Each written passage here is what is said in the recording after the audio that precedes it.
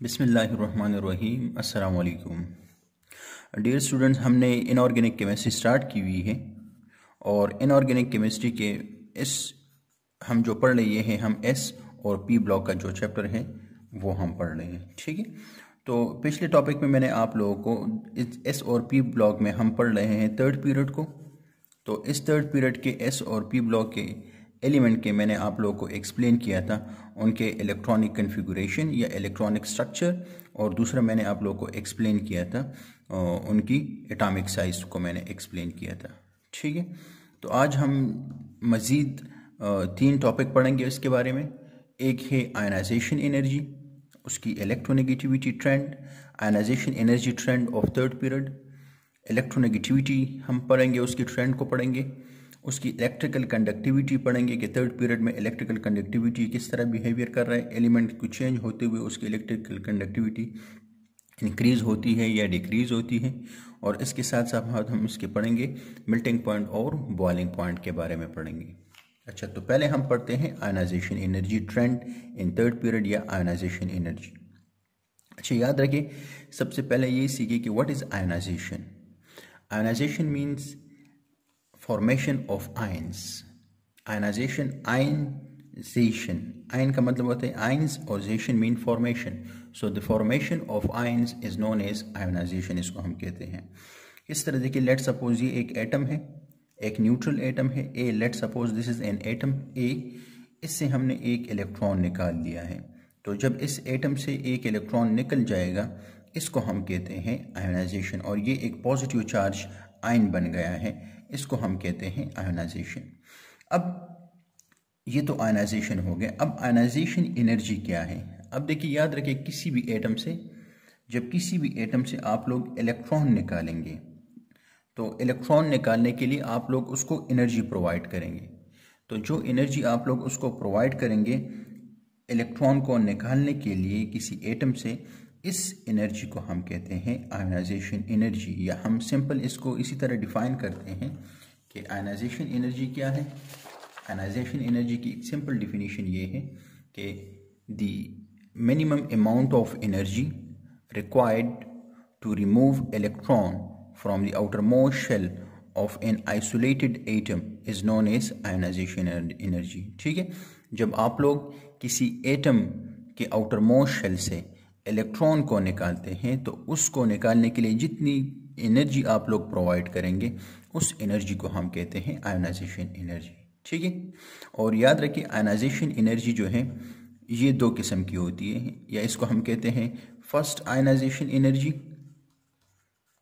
और एक है सेकेंड आयनाइजेशन एनर्जी। इन दोनों में फ़र्क क्या है कि फर्स्ट आयनाइजेशन एनर्जी क्या है और सेकेंड आयनाइजेशन एनर्जी क्या है। लेट सपोज देखिए, अब यहाँ पर एक एटम है, इसमें सपोज करें इसमें इस शेल में 3 इलेक्ट्रॉन मौजूद हैं और इस शेल में, पहले शेल में 2 इलेक्ट्रॉन मौजूद हैं। अब देखिए इससे मैंने एक इलेक्ट्रॉन निकाल दिया है तो ये एटम, इसमें इतने इलेक्ट्रॉन रह जाएंगे, वही 2 इलेक्ट्रॉन,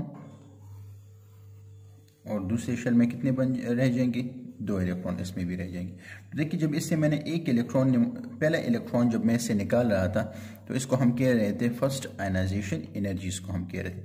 अब इसी इलेक्ट्रॉन, इसी को अगर मैं मज़ीद एनर्जी दूँ और इसको अगर मैं मज़ीद एनर्जी दूंगा और ये वाला इलेक्ट्रॉन भी अगर इससे निकल जाए, एक और इलेक्ट्रॉन इससे निकल जाए,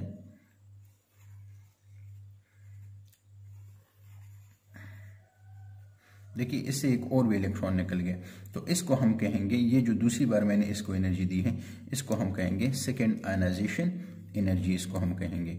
और याद रखें फर्स्ट आयनाइजेशन से हमेशा जो सेकेंड आयनाइजेशन एनर्जी होगी ये ग्रेटर होगी from the first ionisation energy. ठीक है, जो फर्स्ट आयनाइजेशन एनर्जी होगी ये हमेशा कम होगी, जबकि जो सेकेंड आयनाइजेशन एनर्जी होगी ये हमेशा ग्रेटर होगी।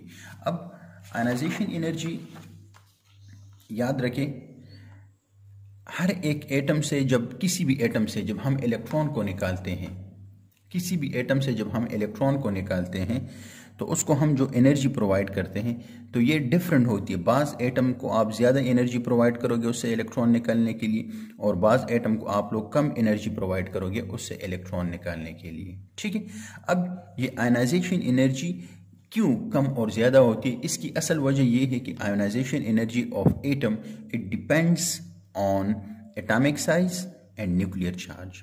एटम के साइज पर डिपेंड करता है कि एटम का साइज छोटा है या बड़ा है। तो अगर एटम का साइज छोटा या बड़ा हो तो ऑटोमेटिकली उसकी आयोनाइजेशन एनर्जी में वेरिएशन आएगी। सिमिलरली अगर उसकी न्यूक्लियर चार्ज कम या ज़्यादा होगा तो उसकी आयोनाइजेशन एनर्जी में क्या आएगा? वेरिएशन आएगा।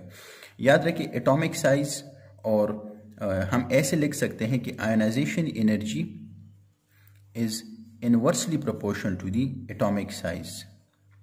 ठीक है कि जितनी आयोनाइजेशन एनर्जी और एटॉमिक साइज के दरमियान इनवर्स रिलेशनशिप है, जबकि न्यूक्लियर चार्ज और आयोनाइजेशन एनर्जी के दरमियान डायरेक्टली रिलेशनशिप है। किस तरह? ये आप लोग आगे देखते जाएंगे कि जितनी आयोनाइजेशन साइज छोटा होता जाएगा, जितना एटम का साइज छोटा होता जाएगा, इतनी आयोनाइजेशन एनर्जी ज़्यादा होगी उस एटम के लिए, और जितना एटम का न्यूक्लियर चार्ज ज़्यादा होगा उतनी ही इसकी आयोनाइजेशन एनर्जी भी ज़्यादा होगी। सबसे पहले देखिए इस एटम की तरफ देखिए। लेट सपोज ये इसका न्यूक्लियस है, इसमें प्रोटॉन्स है और ये इस एटम का साइज है। अब देखिए इस एटम का साइज जब छोटा है तो इसके जो सराउंडिंग में जो इलेक्ट्रॉन है ये डायरेक्टली न्यूक्लियस की तरफ अट्रैक्ट हो रहे हैं। न्यूक्लियस इनको ज़्यादा से ज़्यादा, ये न्यूक्लियस इनको एक्सपोज है और ये इलेक्ट्रॉन न्यूक्लियस अपने तरफ खींच रहा है। तो जब ये इलेक्ट्रॉन न्यूक्लियस की तरफ अट्रैक्ट होंगे तो ऑटोमेटिकली ये जो इलेक्ट्रॉन्स होंगे आउटर मोस्ट शेल में जो इलेक्ट्रॉन है ये इस न्यूक्लियस के साथ टाइटली बॉन्डेड होंगे। तो जब ये इस न्यूक्लियस के साथ टाइटली बॉन्डेड होंगे तो इसको आपने ज़्यादा से ज़्यादा एनर्जी प्रोवाइड करनी होगी इन इलेक्ट्रॉनों को निकालने के लिए। क्यों? क्योंकि एटम का साइज छोटा है, कम से कम शेल्स हैं और इनके दरमियान कोई भी ऐसी हैंड रेजिस्टेंस मौजूद नहीं है कि ये आउटर मोस्ट शेल के जो इलेक्ट्रॉन है इनको कोई अगर इनको आप निकालोगे, इसकी मिसाल बिल्कुल इसी तरह है ना कि अगर 2-3 रो में कैडेट्स या स्टूडेंट्स बैठे हुए हैं और यहाँ पर एक बंदा मौजूद है तो ये इनको आसानी से अपने तरफ अट्रैक्ट कर सकता है, इनको भी थोड़ी अपने आसानी से अट्रैक्ट कर सकता है। लेकिन जो ही ये दूर के लड़के होंगे इनको आसानी से इनके साथ हाथ नहीं मिला सकता, एक किस्म का मैं कह सकता हूँ। या ऐसे मैं कह सकता हूँ कि ये जो लेट सपोज एक बंदा है इनके साथ आसानी के साथ हाथ मिला सकते हैं, इनके साथ आसानी के साथ हाथ मिला सकता है, लेकिन लास्ट के जो बंदे इनके साथ बड़े मुश्किल से हाथ मिलेगा। क्यों? क्योंकि दरमियान में कुछ हेंडरसन होगी, कुछ स्क्रीनिंग इफेक्ट होगी, कुछ शील्डिंग होगी जिसकी वजह से। तो सिमिलरली इसी तरह इस एटम में कोई भी शील्डिंग इफेक्ट नहीं है, एटम साइज छोटा होने की वजह से कोई इफेक्ट नहीं है जिसकी वजह से ये न्यूक्लियस इन इलेक्ट्रॉनों को अपने तरफ सही तरीके से अट्रैक्ट कर रही है।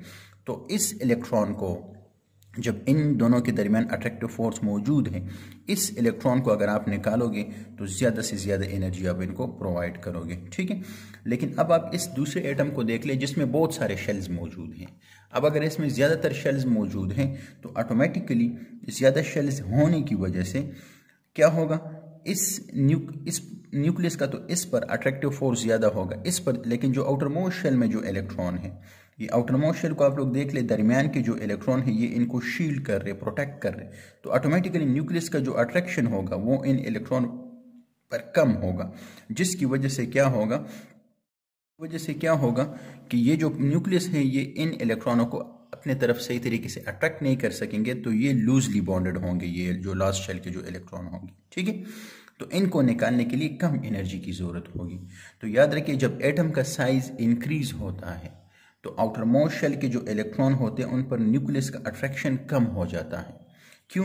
क्योंकि इनकी स्क्रीनिंग इफेक्ट या शील्डिंग इफेक्ट की वजह से और न्यूक्लियस से इसका डिस्टेंस ज़्यादा होता है, जिसकी वजह से ऑटोमेटिकली साइज बढ़ने से वो इलेक्ट्रॉन लूजली बॉन्डेड हो जाते हैं। इसके साथ साथ हम देखें, अब हम पढ़ लें थर्ड पीरियड के बारे में हम पढ़ लें।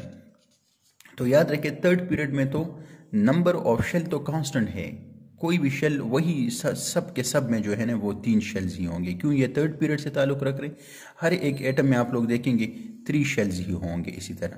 तो अगर हर एटम में 3 शेल्स ही मौजूद हैं तो 3 शेल्स मीन्स के इनमें कोई स्क्रीनिंग इफेक्ट कम या ज़्यादा नहीं होगी। लेकिन जब हम पीरियोडिक टेबल में थर्ड पीरियड से लेफ्ट टू राइट जाते हैं तो आयनाइजेशन एनर्जी इंक्रीज हो रही है। अब ये आयनाइजेशन एनर्जी क्यों इंक्रीज हो रही है, इसकी रीज़न क्या है? इसकी रीज़न है न्यूक्लियर चार्ज। असल में जब हम लेफ्ट से राइट की तरफ जाते हैं तो नंबर ऑफ प्रोटॉन इंक्रीज हो रहे हैं न्यूक्लियस में, और जब न्यूक्लियस में नंबर ऑफ प्रोटॉन इंक्रीज होंगे ऑटोमेटिकली एटम का साइज डिक्रीज होगा, और जब एटम का साइज डिक्रीज होता है तो आयोनाइजेशन एनर्जी इंक्रीज होगी। ठीक है, अब आप लोग देखिए यहाँ पर कि ये जो चार्ट बना हुआ है, ये जो ग्राफ बना हुआ है, इस ग्राफ में आप लोग देख ले, जब हम लेफ्ट से राइट की तरफ जा रहे हैं तो हमारे साथ आयोनाइजेशन एनर्जी इंक्रीज हो रही है। लेकिन इसके साथ आप लोग देख ले कि देखिए सोडियम मैग्नीशियम का ज़्यादा इंक्रीज हो रहा है एल्यूमिनियम के निस्बत, फिर सिलिकॉन, फिर फास्फोरस का ज़्यादा इंक्रीज है सल्फर से। अब इनकी रीज़न क्या है, इसकी और इसकी रीज़न क्या है, और आर्गन की तो सबसे ज़्यादा आयनाइजेशन एनर्जी है। अब इसकी रीज़न क्या है, देखिए ये दोनों जो हैं ये एस ब्लॉक के एलिमेंट हैं, और ये जो हैं बाकी सारे ये सब के सब पी ब्लॉक के एलिमेंट हैं। दो पॉइंट अपने साथ याद रखें कि जो आउटरमोस्ट शेल होता है, जो आउटरमोस्ट शेल होता है, ये दो तरीकों से ज़्यादा स्टेबल होते हैं। एक जब ये कंप्लीटली फिल्ड हो जाए, या जब ये हाफ फिल्ड हो। तो देखिए यहां पर S एक इलेक्ट्रॉन है और ये S में दो इलेक्ट्रॉन, तो यहां पर ये जो S शेल है ये कंप्लीटली फिल्ड हो गया है। तो कंप्लीटली फिल्ड होने की वजह से इसकी आयनाइजेशन एनर्जी ज़्यादा होगी। सिमिलरली ये जो फास्फोरस है ये नाइट्रोजन फैमिली से ताल्लुक़ रख रहे हैं, और इनके जो P है, इसके P ऑर्बिटल में 3 इलेक्ट्रॉन है, ये हाफ फिल्ड है। तो हाफ फिल्ड होने की वजह से और ये कंप्लीट फिल्ड होने की वजह से इन दोनों की आयनाइजेशन एनर्जी उस ट्रेंड में थोड़ी सी ज़्यादा इंक्रीज हो रही है। ठीक है, जिसकी वजह से ये इस एक प्रॉपर ट्रेंड को फॉलो नहीं करे, बल्कि इंक्रीज फिर डिक्रीज फिर इंक्रीज फिर थोड़ी सी डिक्रीज फिर इंक्रीज आ रही है। ठीक है, तो ये नाइट्रोजन फैमिली और ये जो ग्रुप नंबर 2 के एलिमेंट है, इनकी आयनाइजेशन एनर्जी इस ट्रेंड में मतलब थोड़ी सी ज़्यादा है बाकियों से। इसकी रीज़न क्या है, इसकी असल रीज़न है कि इनका जो आउटरमोस्ट शेल है या तो वो कम्प्लीटली फिल्ड है या वो हाफ फिल्ड है। ठीक है, तो डियर स्टूडेंट ये लेक्चर थोड़ा सा लेंथी हो जाएगा, इंशाल्लाह मिलते हैं नेक्स्ट लेक्चर में। दुआ में याद रखें। अल्लाह हाफिज़।